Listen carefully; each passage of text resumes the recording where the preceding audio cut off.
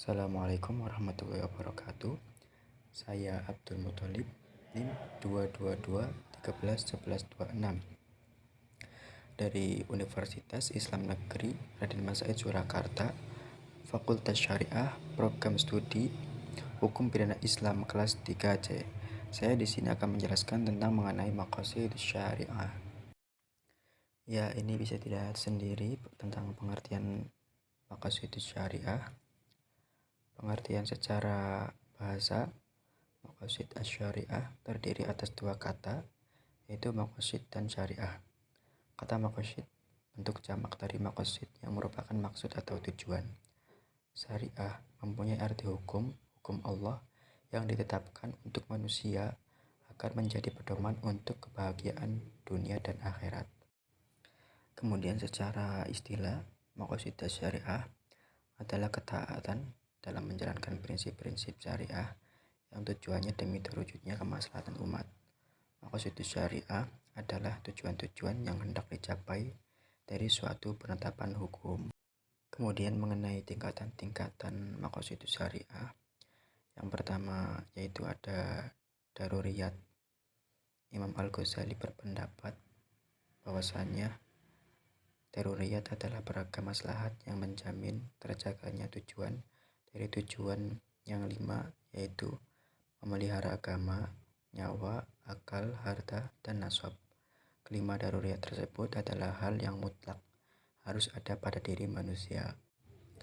Contohnya, kalau pemeliharaan harta tidak ada perlindungan, maka manusia tidak dapat hidup tentram dan tidak dapat dikembang keadaan lebih tinggi dari keadaan primitif.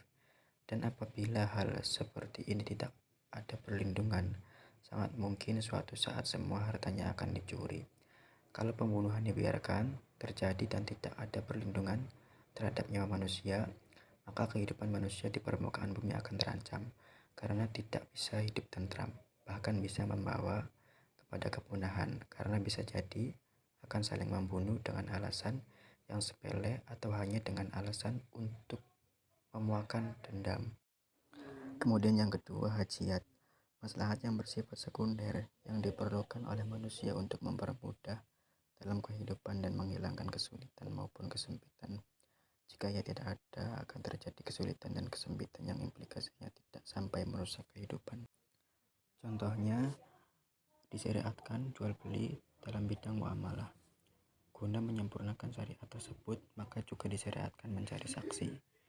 Contoh lain juga disyariatkan qirad, berhutang. Dan untuk menyempurnakan disyariatkan juga untuk mencatat entah itu dari yang berhutang ataupun yang diberikan hutang. Yang ketiga, tahsiniyat, yaitu maslahat yang merupakan tuntutan muru'ah, moral. Dan itu dimaksudkan untuk kebaikan dan kemuliaan. Jika ia tidak ada, maka tidak sampai merusak ataupun menyulitkan kehidupan manusia. Misalnya, telah disyariatkan berkorban untuk menyempurnakannya. Disyariatkan juga untuk memilih hewan yang bagus dalam berkorban atau akikoh, dan dalam berinfak disyariatkan berinfak dengan harta yang baik. Tingkatan yang terakhir yaitu tingkatan nomor 4, menyempurnakan atau sebagai penyempurna dari tingkatan pertama, daruriyat, tingkatan kedua, hajiat, dan tingkatan ketiga, tahsiniyat. Kemudian ada fitur sistem dalam penerapan usul fikih. Dalam pemikiran Jasar Audah, ada 6 fitur sistem yang telah dioptimalkan oleh Jasar Audah sebagai pisau analisis. Yang pertama ada kognitif natur, adalah watak pengetahuan yang membangun sistem hukum Islam. Jasar Audah menyatakan ada beberapa poin penting dalam memahami sistem hukum Islam.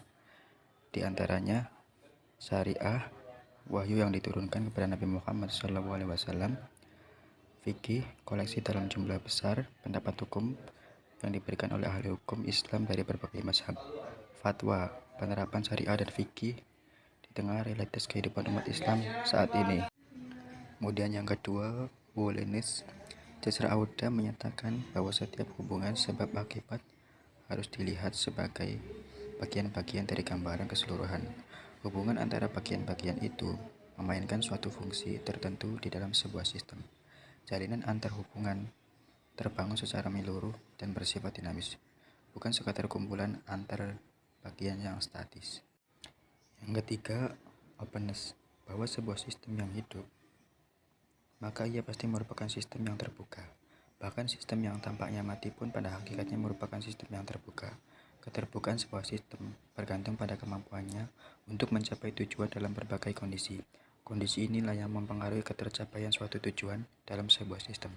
Kondisi adalah lingkungan yang mempengaruhi. Sistem yang terbuka adalah sistem yang selalu berinteraksi dengan kondisi atau lingkungan yang berada di luarnya.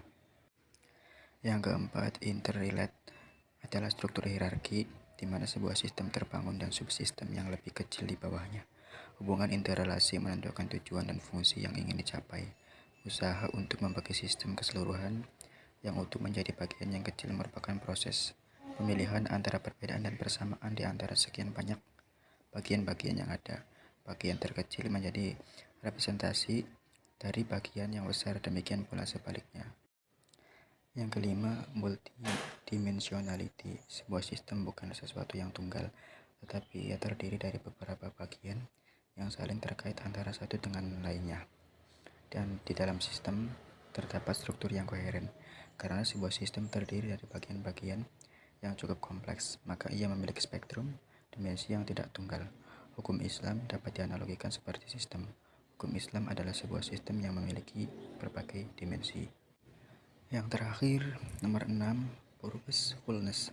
Setiap sistem memiliki output. Output inilah yang disebut dengan tujuan yang dihasilkan dari jaringan sistem. Dalam teori sistem, tujuan dibedakan menjadi goal dalam artian tujuan dan purpose dalam artian maksud. Sebuah sistem akan menghasilkan purpose, maksud, jika ia mampu menghasilkan tujuan itu sendiri dengan cara yang berbeda-beda dan dalam hal yang sama, atau menghasilkan berbagai tujuan dan dalam situasi yang beragam. Sementara sebuah sistem akan menghasilkan goal dalam artian tujuan jika ia hanya berada di dalam situasi yang konstan dan lebih bersifat mekanistik. Ia hanya dapat melahirkan satu tujuan saja.